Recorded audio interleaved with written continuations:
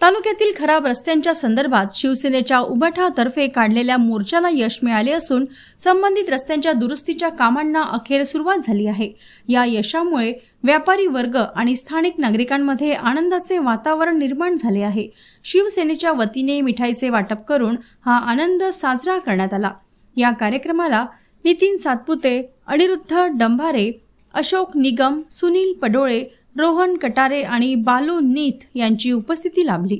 शिवसेनेच्या कार्यकर्त्यांनी जनतेच्या अडचणींवर सातत्याने आवाज उठवल्यामुळे प्रशासनाला अखेर कामाला लागावे लागले।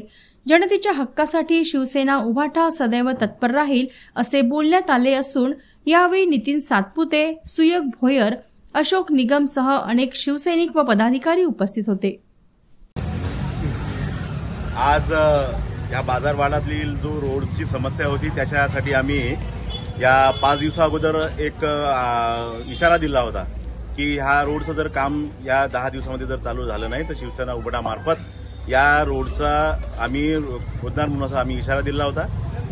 त्या अनुषंगाने विभागाने तात्काळ दखल करून कालपासून या रोडच्या कामाला सुरुवात केली आणि त्या संदर्भात आम्ही या ठेकेदाराला आणि म्हणजे त्या संबंधित कंत्राटदाराला आम्ही त्याचं मिठाई देऊन आणि गुलाबाचं फूल देऊन आम्ही त्याचं स्वागत केलं।